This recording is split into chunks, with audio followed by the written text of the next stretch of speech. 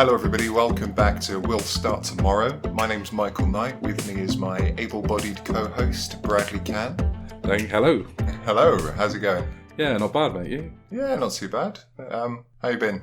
Yeah, not bad, just working, trying to do some bits for the podcast, and generally enjoying life. How about yourself?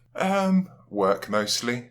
Yeah. Haven't really had much chance to do very much. Although after the last podcast, I did go out and see Pixies at Plymouth Pavilions. Oh, how was that? Awesome. Yeah. You know, it's like, I don't know if you've ever seen like a really old band that you used to like. You never seen them live and then finally get around to it, and it's years after they've been sort of like big. Past their best before days. Past their best. They've had several breakups. They've reunited after all this time, maybe put out a couple of albums that weren't as good. But as a live show, they were awesome. Well, that's good to hear, because, inevitably a lot of bands who reform often do it for the wrong reasons. Monetary is quite a big thing, and their hearts just aren't in it. Yeah. I mean, if I was a band and if I was in a band and I was reuniting, I'd consider money the right reason, to be honest with you. Money is the answer to most things these days. Yeah, that's true. But no, they were really good. They played all my favourite songs. Oh, except for Hangwire. They didn't play Hangwire. No? I really like that one. It's a really short one, but I really like it. But they played a lot of their new stuff as well from their new album. And their first two albums after reuniting, not that great. I mean, the second one was sort of like serviceable, but this recent one, Beneath the Eyrie, really good album. Oh, I'm glad you had a good time. Yeah, I'd see them again. Well, hopefully you get to. Hopefully that's not going to be the end of their touring. Better not be. Have they been down to Plymouth before? I don't think I've ever seen them advertised playing. I don't remember them ever coming down this way. But then I'm not very good at sort of like keeping an eye out for who's playing where. So I just went online and thought there's got to be a website somewhere that tells me when my favourite bands are playing. I'm not going to plug them, but I found one. And then, mind you, because it's based on your location, you get like emails saying, oh, a band's playing near you in Woolwell, which is a tiny little corner of Plymouth. I think I use the same app as you, but quite often mine are playing in Bristol. Yeah. It's usually the closest place to me, because not a lot of people come down to Plymouth to play, which is a shame. Well, yeah, I mean, you do get some big ones there, but nothing I really care about, to be honest with you. But hey-ho, got to see Pixies, so that's it's a tick off my bucket list. Ah, nice. So what are we doing this week? So, what have you got for me? I suppose what you've said there quite nicely ties in with the theme of today's episode, which is nostalgia. Yeah. Because as you were saying there, you sometimes often romanticise things from the past in your memories, and sometimes when you revisit these things, they're not always as good as they were the first time around. Yeah. I used to love nostalgia. Ha-ha! Hey. That was a joke. That was a terrible pun. So I did have one question for you, if we're thinking about nostalgia. Go on. And that was, if you had the option to, would you rather return to your body as a child, so that would be back in the 80s, but you get to retain all the memories that you've got now? Yeah. Or return to your body as a child in the present day, but your mind's wiped, you're just a kid again, and you experience everything, but in the present day rather than returning. Both options would have their challenges.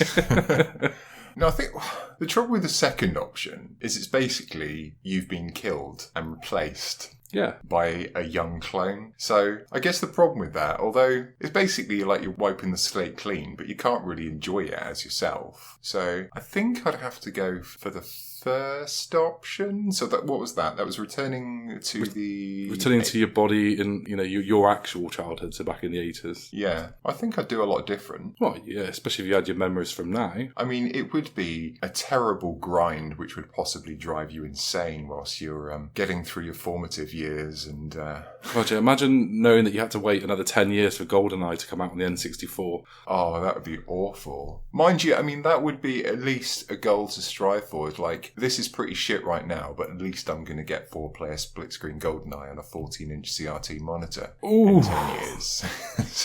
Oh, golden. Now that's nostalgia. Right there. Yeah. And well, that's one of the few things that I find has actually lived up to my memory of it, because I have played GoldenEye recently on an N64 emulator, and it's just as much fun. It is actually, yeah. I haven't played GoldenEye on an emulator. I was playing Perfect Dark recently. Another good game. Well, it's made by the same studio. Yeah, they're both by Rare. It was basically the sequel to GoldenEye. But yeah, because playing it on an N64, and you realise it's so. I mean, you can't do it these days. on a CRT. No. Getting like 3 frames per second. You were lucky getting 3 frames per second. Yeah. No, I think going back to the 80s, I mean, I'd like to think that I'd be able to make loads and loads of money because you know what's going to happen. Like betting on sporting events, but I'd forget all the sporting events and the results because I know nothing about sport. That's so that's true. out. I suppose you'd have to aim for the more general things. Like, you could be like the first big YouTuber because as soon as YouTube comes up, you would know that in the future that's going to be one of the big ways that people absorb their information and their entertainment from. So you could be one of the first channels to really sort of set yourself up as whatever you wanted. Yeah. So I think you'd have to go, because you're not going to go back there and then 20 years later remember what the Euro Million tickets were. Yeah. So you can't remember the specifics. No. Oh, well, Bitcoin. Bitcoin, oh god. An awful lot of Bitcoin. Yeah, well, we did invest in some Bitcoin. I remember I did, and I think I really depressingly once worked out that if I just kept hold of it, it'd be worth tens of thousands. But I think I sold it for about £200 at the time. Well, I mean, it's like anything really. There's no way you can ever really know. But tell you what I'd do. Tell me. As well as like making loads of money on like my amazing predictions, once everybody starts realising, how do you know all this is going to happen? It's like, well, you know, I can just see these things. I just sort of see the information and I can figure out what's going to happen with like these companies and stuff. It's going to be like Cartman on South Park. Exactly. But then what I do is once people are cottoned onto this and they're asking me, Michael, what shall I do? What shall I invest in? Anybody I don't like, I just give them the worst advice. Good. Yeah, all your money on Enron. Nah, forget Apple. That's going nowhere. Yeah. Nobody cares about that crap. Now, Yeah. IBM is where you want to... Yeah, just awful investments. And then, I mean, I don't know, maybe that's just a little sociopathic. Can't spell sociopathic without socio. Yeah, that's very true, actually. So, yeah, I'm doing my bit for the society. Yeah. So that's what I do. I turn into an awful rich god, basically. Nice. Yeah. I mean, I don't know if I choose either option, to be honest with you. Yeah, it's not like you've actually got that. I don't have some sort of time-travelling body placement device in my lounge. I'm not actually offering you. I don't know if you realise that I'm not actually offering you the chance to. What's the point in the this. question then? Wow, stupidly, I thought it might make for a humorous podcast segment. Oh, fair enough. Oh, I don't think it worked out all right. I think I would go monetarily or monetary. I would go that option eventually, but so you'd be option one out of the two options. Oh yeah, there. definitely. But I think I would for sure, especially if you went back to like a substantially young age, like say 5, for example. Yeah. With your memories now, you could really freak out some adults, couldn't you? It reminds me of that scene from The Butterfly Effect, where have you seen that film? Oh yeah. Where he leaps back in time and he's in the body of himself as a child, and he turns around and calls the paedophile dad. He calls him out, doesn't he? Yeah. But he does it in a way that no child would speak like that. So yeah. I'd love to just start walking around as a 5-year-old speaking like some English gent from Downton Abbey. And when my mum says, "Brad, do you want fish fingers for chips?" I'll go, "Brad doth not want fish fingers for chips, mother." And just really sort of spinning adults out. Yeah. Well, you could do it as well, because I mean, you'd have your adult memories, so you'd know how to get around the world and stuff. So I'd apply for jobs and then turn up as like a 5-6-year-old. Yeah, write a really job interview. really good CV, post it through, and oh, hi there. Mr. Smith, isn't it? Hi, thanks for seeing me today. Obviously, my voice would be slightly lower when I was 5. And then when they say, what's going on here? Explain to them, I'm here for the interview. I mean, they're like, oh, just a cute look at... Don't call me little kid. You could really just play with it, couldn't you? Just come across so fed up, like, oh, not this again. Look, this will go a lot quicker if you just shut up, sit down, and interview me. Yeah. Imagine a 5-year-old saying that to you. Yeah. Like, okay. Maybe they'd start to think that, I don't know, you had some sort of physical developmental issue. And then they start feeling really awkward about it. And then you'd probably end up getting a job. But then imagine if you had some weird knock-on effect that they reintroduced child labour because they realised, well, look at this 5-year-old, he's perfectly capable of working 40 hours a week. I've never seen anything like this. And all of a sudden, in the age we're in now, kids as young as 5 are expected to go to work. All because of you. Oh, damn it. There's What always legacy. consequences. But, at least you could have some fun. Yeah. But you're saying this isn't actually an option. No, unfortunately. Right, that's disappointing. Yeah. We'll put it in the back burner. I mean, we've got a basic grasp of science. I'm sure we could figure something out at some point. And Yeah, get this up I and could running. use a Bunsen burner. Yeah, maybe we could charge. We could do it like a fairground ride. People can come along, pay £5 to get a token, pop it in the machine, and then bing bam boom, they're back as a 5-year-old. So with being John Malkovich realms Yeah, now. it'd be great. Imagine that. You go back and you're in your body as a child, but everybody else that's a child is actually an adult as a child. It'd be the weirdest primary school, wouldn't it? It'd just be like a call centre or something, just working like, all right, Dave, how's your day? Sipping your coffee, like, oh, knackering, the kids have been keeping... Well, I suppose you wouldn't have kids, but you couldn't father a child at 5. To be fair, the thing is, though, if everybody did it, then you'd basically just have a world of... Mind you... World of super intelligent 5-year-olds. Yeah. But then I suppose that you'd still have the adults there. Yeah. The people in the future. Wondering what the hell's gone on all of a sudden. Yeah. When all their kids have just suddenly turned into like 50-year-old people trapped inside. The child uprising. We demand respect. Good. Yeah. I'll give that a go. Right, what else you got for me today?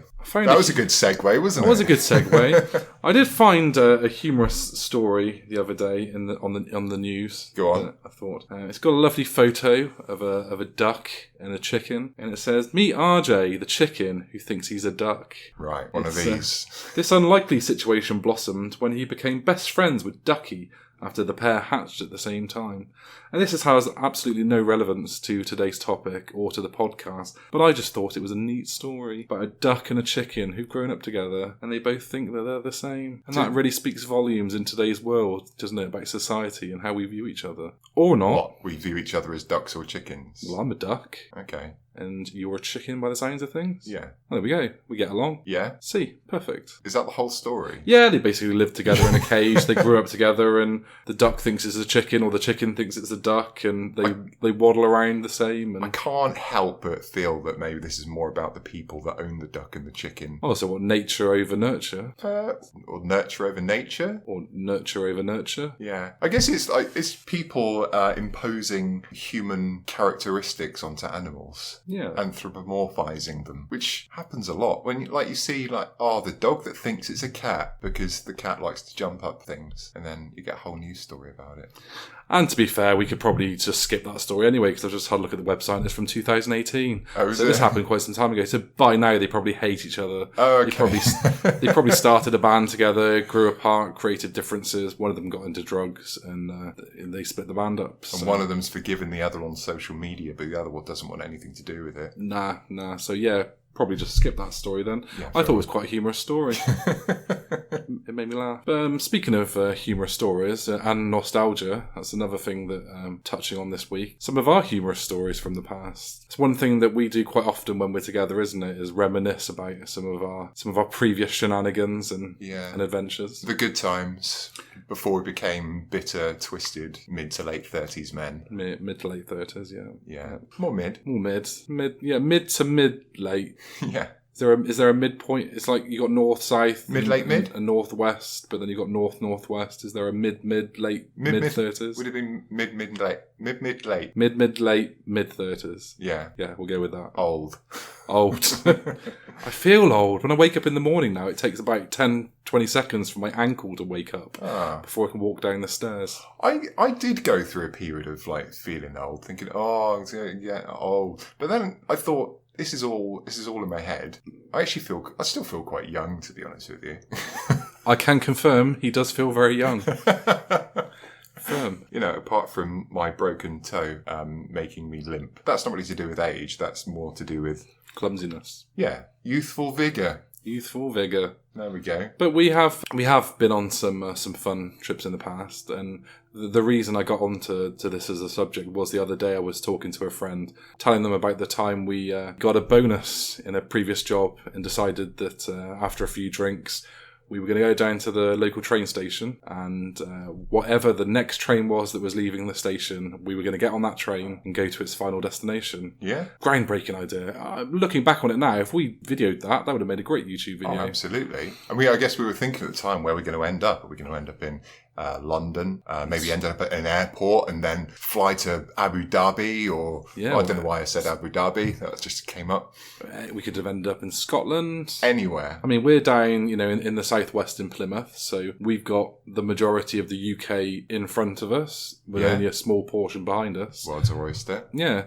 So we headed down to the train station, and do you recall the next train to depart from the station? Newquay. Bloody Newquay. Yeah, was that 40 miles away? About 40 minutes journey in the direction behind us. But, I mean, we settled on that as, we had to go where the next train went, so we couldn't break the drunken rule that we'd made on that. So. No, absolutely not. There's absolutely no way out of it, legally binding. So we had to end up on that train, going to Newquay, a little bit dejected, I think is safe to say, because we were expecting some sort of glamorous adventure across the country, miles away from home, but no, we probably could have walked there nearly as fast as we got there by train. No, we had a good time though. I mean, it wasn't quite the glitz and glamour of other places we could have ended up. No, but I think the first half of that trip, luck was really on our side, because when we turned up, it was off season and all the hotels were empty. And I remember that's true. The first hotel we went into, they turned around and said pretty much the hotel's empty, bar about 5 rooms, so we can give you a room for half the price. Like 20 quid or something? Yeah. So, I mean, luck was on our side with where we ended up, because we got a cheap hotel room. Yeah. And then the debauchery began. By debauchery, just very heavy drinking, really. Pretty much. That's what leads to a lot of debauchery these days. Just ask Charlie Sheen. Or Mel Gibson. No, I don't want to talk to Mel Gibson.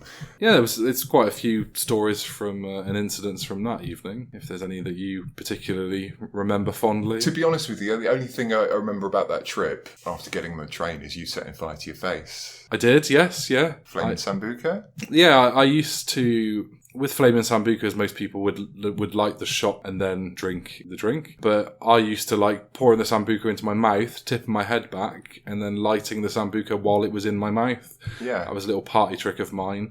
But I can't really remember. I think maybe you may have made me laugh, or the situation made me laugh. And the on fire Sambuca spilt down the front of my face and set my beard on fire. Flaming Brad Buca. Flaming Brad Beard Buca. You idiot. But I suppose that mishap only really affected me. It was humorous for you. Yeah. I was the only one that was really put out by that. Unlike yourself, who managed to fall into a table of women out on a Hen Do and not only damaging yourself, but, severely ruining their 5 minutes of fun that they were having in the nightclub. In my defence, it was a shit nightclub, first of all, so I can't imagine they were having that much fun. And also, in my defence, I don't really remember it that well, so for all I know, I was pushed. Well, I can confirm that you weren't pushed. Yeah, you would say that if you were the one who pushed me, though.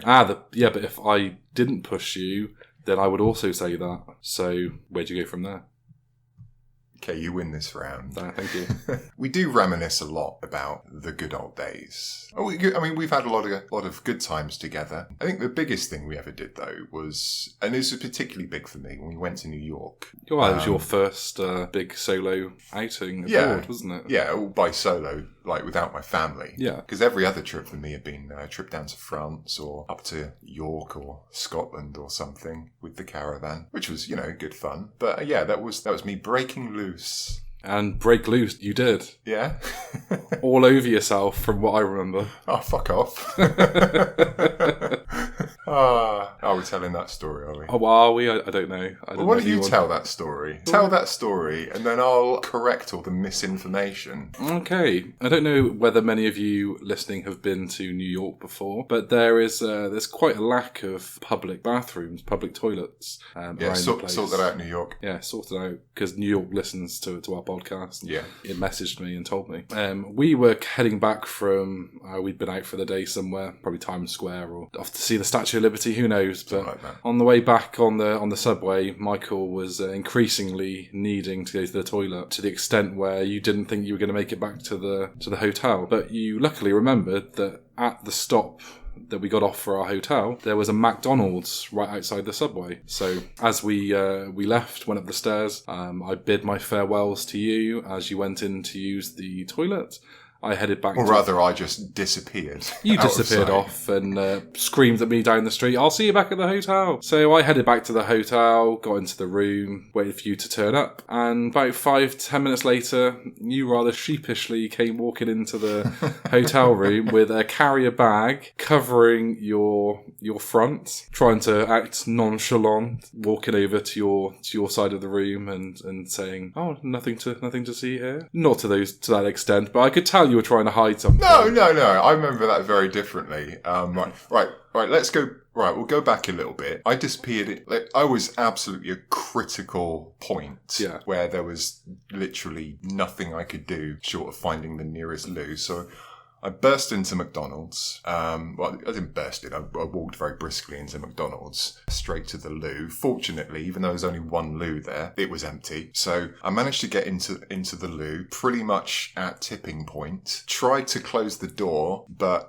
it wouldn't lock. So I put my foot against the door and then leaned towards the toilet whilst sort of unfurling. I think that's the politest way to put it. And it was at that unfurling point that I just hit the limit. Suddenly a cascade deluge sort of erupted across the McDonald's toilet room with me sort of heel against the door, lurching for the loo. Essentially made a little bit of a mess in McDonald's toilet. And down the front of your jeans. Yeah, down the front of my jeans. Now, this is the point that I wanted to get to. So it was, I walked out quite not sheepishly, but I walked out very briskly of McDonald's. Got a funny look from one of the people who worked in there. Like, he hasn't bought anything. I don't think he cared.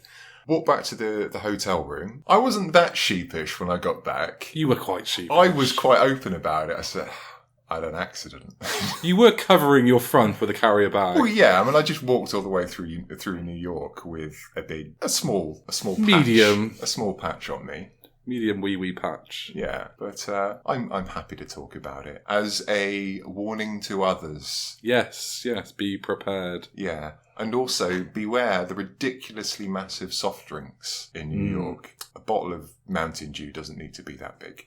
No. It really doesn't. No, it really doesn't. But your bladder also doesn't need to be that small. No, I do have a ridiculous. You do enjoy, if you were single and you had a dating site, under hobbies, it would list urination as one of your favourite things to do. Oh, I could have marked my territory around. It turned into a good memory. It did. What could have been very embarrassing. If anything, you've got a funny anecdote that you can break out on podcasts or when the time requires you to. That's true. We do talk a lot about sort of what happened in the past, though, like things like that, amusing stories. Yeah. And like, and this could be the thing about nostalgia. You've got all these memories and stuff, and potentially, do you want to make new memories? It's good to have these memories and stuff, but we sort of reminisce and like pine for the past. I think that's where it's very similar, I suppose, to addiction, is that everything's fine so long as it doesn't start negatively impacting on your life. So it's fine to reminisce and to think about the past. And I think one of the reasons that we tend to do that quite a lot is because the very premise of this podcast is that we're in our mid 30s. Mid-late. And we've not really done an awful lot with our lives. Yeah. Reminiscing about the times when we were doing things is quite comforting to us. But yeah.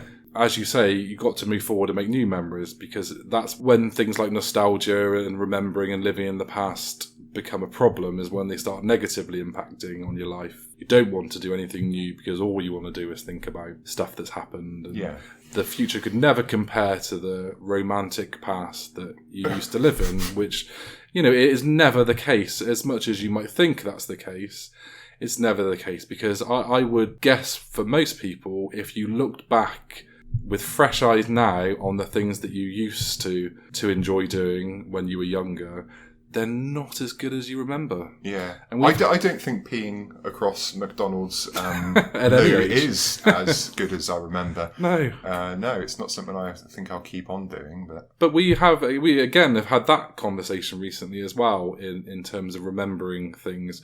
And I think we were discussing some of the cartoons we used to watch as children. Yeah. And in your minds, cartoons these days or shows these days, they're nothing like the shows that we used to have as children. Don't believe it. Fantastic. But yeah, you sit down and watch an episode of something like Thundercats and realise that they reuse the same panel 27 times in an episode, and you actually realise that it's one of the worst produced kids' TV shows that ever existed. Oh, it's so bad. I mean, that's a big regret going back and watching that. They reuse the same story pretty much. I mean, most like serialized things do that, but oh my god, I can't even begin to describe how bad that show is. Leave it in the past. You've got to, haven't you? You've got to leave these things. You've got to leave these things in the past, and this is again part of the reason why we started this podcast, is because we want to do something together, because we're good friends, and we do a lot of stuff together, but we wanted to do something that was looking forward rather than looking back for a change. Yeah. Speaking of looking, sorry, just to touch on that subject again, I also watched a couple of episodes of He-Man the other day as well. Why? I know. Although that does have a redeeming quality. I do love the morals at the end. I'll be honest with you, I can't remember much about the He-Man shows. I remember the characters, but I couldn't remember a single plot from an episode or whether they had moral endings to them. So. Well, yeah. So basically, the Prince Adam and everybody, they were having a lovely time. Skeletor would do something. Naughty Skeletor. Prince Adam would turn into He-Man. Battle Cat, being a bit of a pussy, he'd turn in... No. What's it? Cringer. Cringer. Who was a pussy. He was a pussy. With that. Technically, he was. Yeah.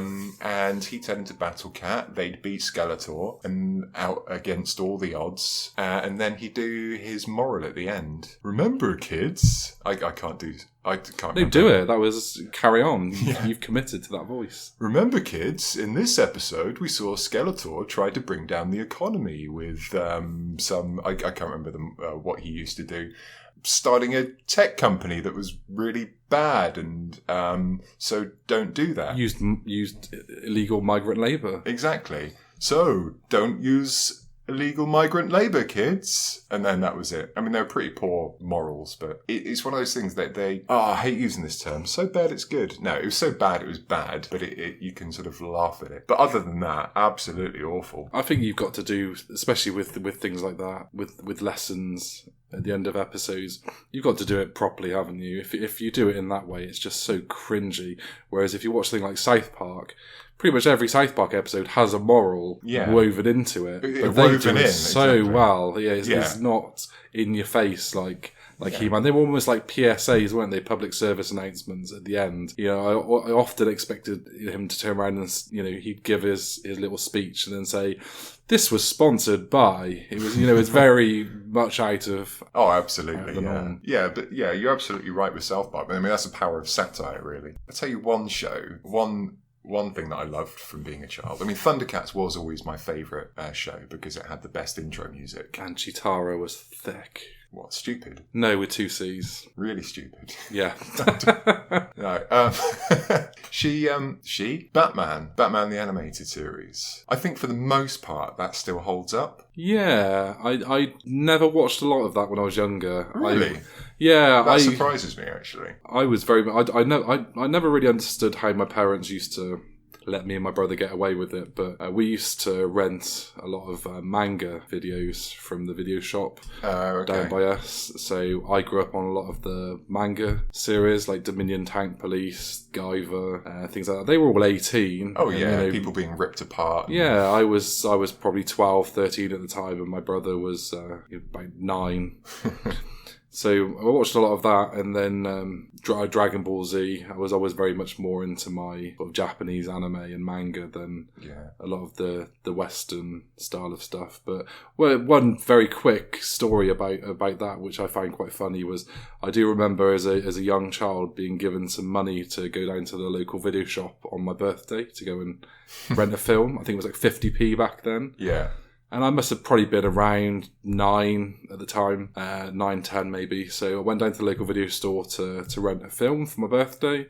And I walked in there, and on the shelf I saw the cover for Child's Play. I think it was Child's Play 2. Okay. And I saw Chucky the doll, and I thought, oh, he looks nice, doesn't he? A little doll. Took it up to the counter. The woman didn't even bat an eyelid. She was just like, yeah, 50p. Thank you very much. Here's your tape. Please rewind it when you bring it back. Thank you very much.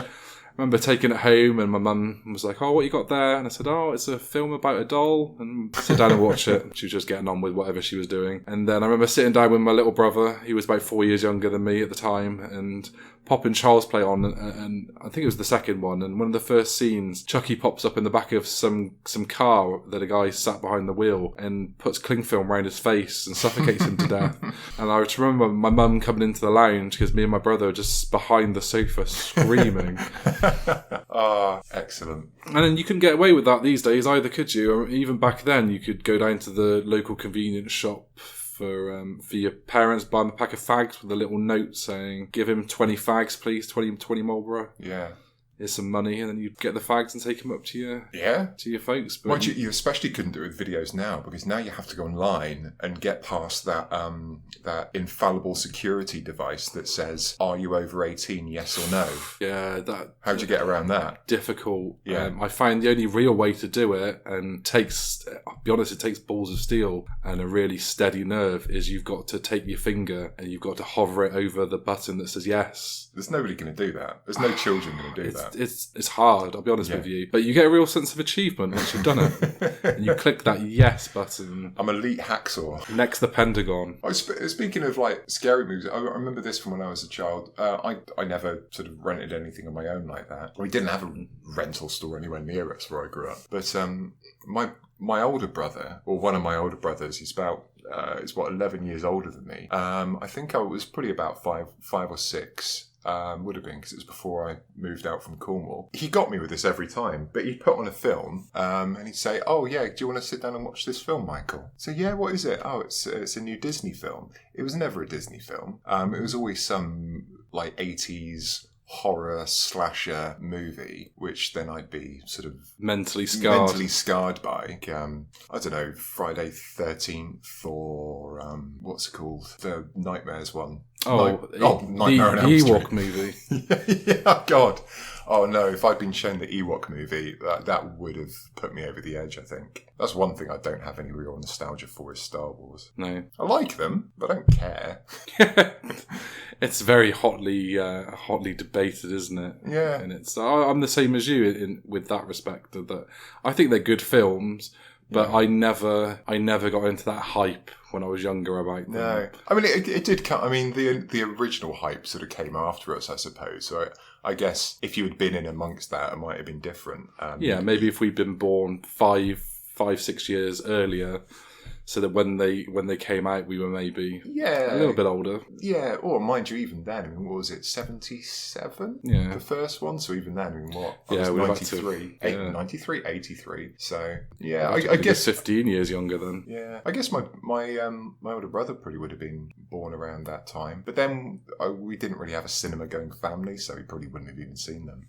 I'll tell you when I first saw Star Wars was 1997. It's very specific. Yeah, it's because it was the 20-year anniversary when they did the re-releases. Oh, was that on the big chunky VHS gold-covered box set? Oh no, they did them in they re-released them in the cinema. That's when they did the special editions with all the god-awful special effects that they added in. I mean, I knew about Star Wars. I mean, I lived in a world of Star Wars, and like everybody at school was a fan of Star Wars. Never seen them, so I went and saw them, and I thought, yeah, they were all right. Didn't like the one with the teddy bears. No, I saw that. I remember seeing the Ewok movie when I was a child. You actually saw it? I think that was one that we did rent as a family or as a child. Yeah, those things creeped me the fuck out. Yeah. Warwick Davis, he's got a lot to answer for. Such a short man, I hold a lot of resentment towards him. What was the story of? Was it Caravan of Courage or something? I don't remember. I can barely remember last week. Yeah. Unless something really touched me when I was younger. That sounds weird.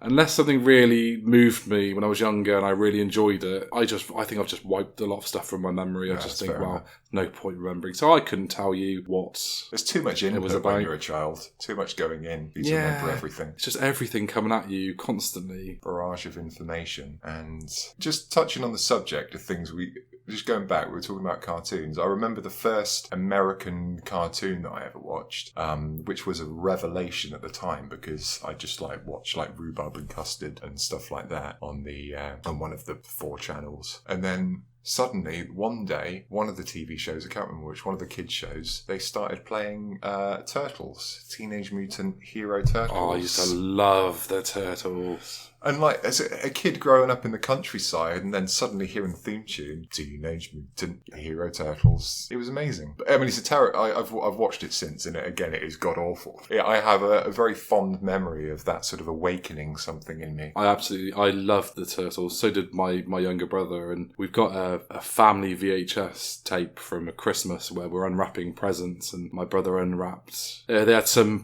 big character that popped up once, and he was like part Triceratops, and I just remember the sound, my brother unwrapping this present and going, "Oh my god, he's a Triceratops!" He went American. Yeah, he was American for some reason.